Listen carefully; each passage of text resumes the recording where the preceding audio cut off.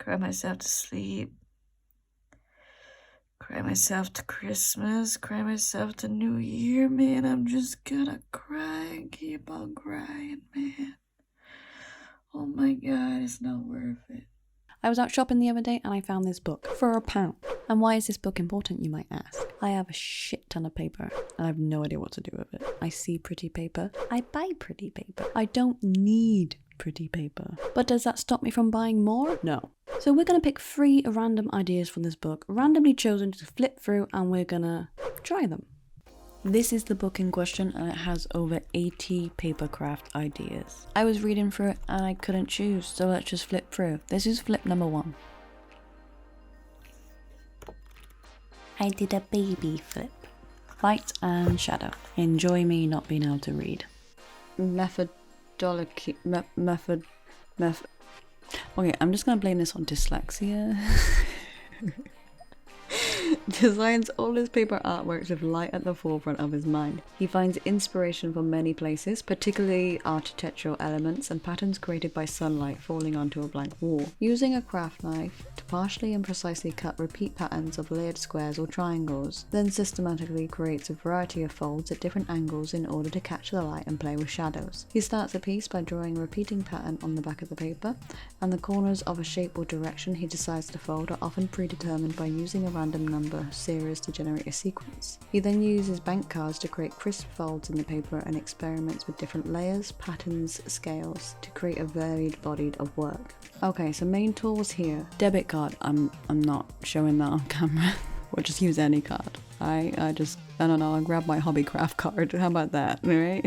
And a craft knife. I've got a scalpel. That's the next best thing. I ain't going out to buy a fucking craft mate then, mate. Like, I'll get ID'd. Like, I already get followed by security in that store. Like, they can see me at the craft nights, they fucking tackle me to the fucking ground, mate. Ain't happening. I used a random number generator to generate all the sequences. And after I had circled the relevant numbers, I began cutting them all out. With this light and shadow one, I believe I made a mistake. Rather than cutting out all the squares individually, I kept the pieces of paper connected if I felt like they could stay connected. I'm not sure if that hindered it in any way, I don't believe so. There are improvements I could have made, so for example, I feel like the shadows look better if the background colour is the same as the squares. I did not know that, I have learnt my lesson. I think the most annoying thing about this one was keeping all the pieces in order. The amount of times I just rotated a square and then because of that it never sat next to its partner as well as it did prior. That was a pain in the ass. I think the most fun part was actually folding the square pieces of paper and then afterwards going around my flat and then finding the best possible lighting.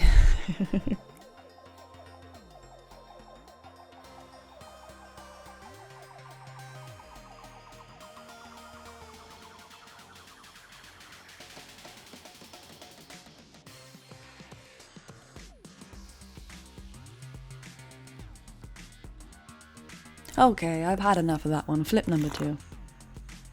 Paper and thread. Paper is a very adaptable material and can be combined with many different mediums to explore ideas and achieve interesting effects. Netherlands-based Haga Vademan, sounds like a Digimon in my opinion, is a fine artist known for her distinctive thread and paper works which have been exhibited in galleries across the globe. Vademan takes time to source the right image, largely choosing to work with nostalgic vintage photographs from the 50s, 60s and 70s. Once Vademan feels that she has found a story within the image, she uses a single embroidered thread to stitch into the photograph, connecting objects with geometric forms and patterns. Vademan puts a lot of thought in trying to understand the relationship between objects and figures depicted in the image. She says the photographs I'm working with are connected to the main subject, common to all my works, memories. Okay, this one is surely interesting. I'd never thought of combining these two medias together before. Geometric shapes seem important here. I'm not sure about photograph. I don't have many photographs and I think printing on A4 paper just won't have the same effect because it'll be thinner and obviously you'll get creasing when you pull the thread. I'm thinking old artwork potentially.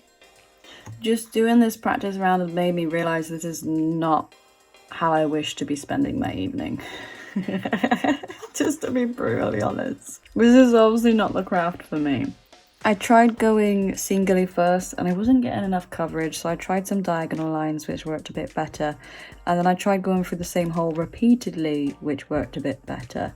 However, I do not have the patience for this craft. However, we will prevail, we will go straight on to the main piece. I'm done practice round. It's been a 5 whole minutes. 5 whole excruciating minutes. My way of getting through it is pre-holes. Just pre-hole, and it seems to be working so far. It's not working the best, but it's doing something. Right, I've got my tactic. Time to get serious. First things first is poking the holes in. Oh, I'm so not ready for this. I've got practice for a whole 5 minutes, so this is going to be interesting. This is going to be very, very interesting. And just do it, man. Just do it. Just get it over with.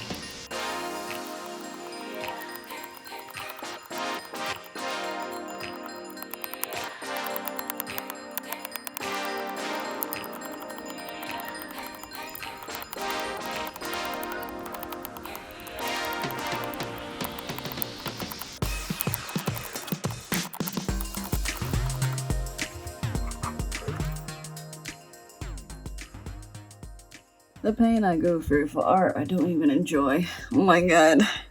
All our holes are done. Yay! This paper and thread one I was not looking forward to, and it really hurt my goddamn hand too.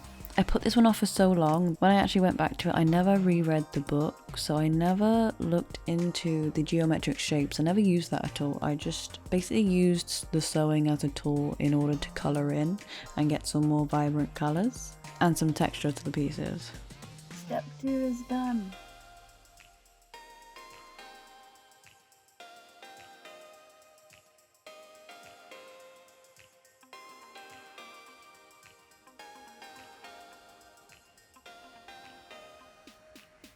Oh, I can't take it anymore, guys. This is making me go insane. Oh. Oh. I'm doing this repeatedly is literally making me go crazy. And I can't even get full coverage. That's the best I can do without tearing these holes apart. I don't know how they fucking do it. This line here is my best line. That line there, I don't know what the fuck happened. I must have got lazy or impatient. But I can't do this anymore, man. I can't. How does someone do this for fun? This is not fun. It's not worth it. Dude, it's not worth it. It's so not worth it. Oh my god. I think I'm gonna cry. I'm gonna cry. I'm just gonna cry. Oh my god. Cry myself to sleep. Cry myself to Christmas. Cry myself to New Year, man. I'm just gonna cry and keep on crying, man. Oh my god, it's not worth it. I'm done. I refuse to do anymore. That's the best I can do, which, to be honest, isn't as bad as I thought it was going to be. I was going to do down here as well, and then maybe the plants up here, but I fucking refuse. This is like torture. This is the most mind-numbing thing I've ever actually done. I've been doing this for hours. I don't know what time I started. I cannot fuck. Maybe 8 o'clock, and it's 1 a.m. right now. I'm never doing this again. Ever. Believe it or not, I actually went back to it. Literally the very next day, I was watching a stream and I thought, this was on my desk still, and I was like, you know what? I was like, what if I just add some green to the eyes? What if I just put some stitching along the dress? And I actually enjoyed myself the second time round. I think it's just, if I'm focusing on this and only this, I find it boring, but as something to have in the background while watching a stream or TV, it was actually rather enjoyable. So I changed my opinion on this greatly. I actually rather enjoyed it the second time round. And something on my desk is making a scary noise and I have no idea what it is. Hello? Anyone there? Hello? Alright, I get it. Time for flip number 3. Small scale collage. The main premise of collage involves cutting, assembling, and layering different flat shapes to build up an image. Collage can stimulate your creativity since it can be approached in many different ways. UK-based illustrator Laura K. Sayers uses small-scale paper-cut collages to skillfully explore a variety of themes. She prefers to use scissors freehand to cut out paper shapes and challenges herself to make layered illustrations as small and detailed as possible. This person has a lot of fucking patience. Sayers starts by planning a colour scheme, then draws out some rough sketches so she has an idea of composition. She builds her tiny layers up using a pin to glue some more pieces together and adds the final details by applying gouache paint with a tiny brush. Is that how you pronounce that paint? Gouache? Sounds like squash, and I'm really, second guessing everything. So this one I feel like might infuriate me a little bit because I feel like she's just said challenge and I've said challenge accepted. It was meant to be the marble sheet, like this sort of effect, but because I'm drawing it so fucking tiny, I accidentally chose the most boring part of the paper. So now it just looks like a white castle. But we're going with it. It'll be fine, I'm sure.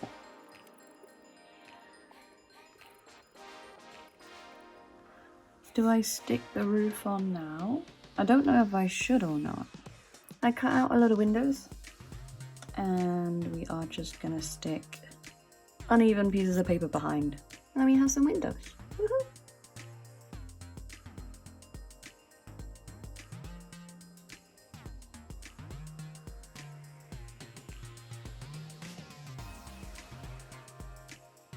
So this I feel like is the basic structure down. So that's what I've got so far.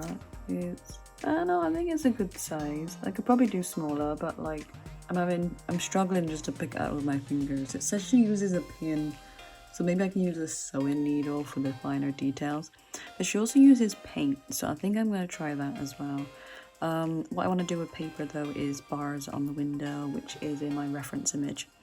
And then also bricks around the window and some stray bricks as well. And then I might just paint some shadows on. I was hoping to use this for the flags, but I'm not sure if they would be too detached and not able to stand up, is what I'm trying to get across, but I'm struggling with my words right now apparently. But that is the basic thing down, so we made progress at least. I thought this was going to be the one I would hate the most, but I actually loved it the most. It was so fun, and that castle was so cute. I'm so keeping that. Okay, I'm gonna have to stop there. I feel like the more I'm adding to it, the more I'm ruining it. I preferred it at its basic stage than I do now. I feel like I messed up the door because I wanted to do it around, but then I couldn't get that arch. And I think after I messed up the door, I sort of wasn't as into it as I was previously. I do still kind of like it though. I think it's cute. I think if I can make it stand up, I probably could make it stand up actually. Idea. I just...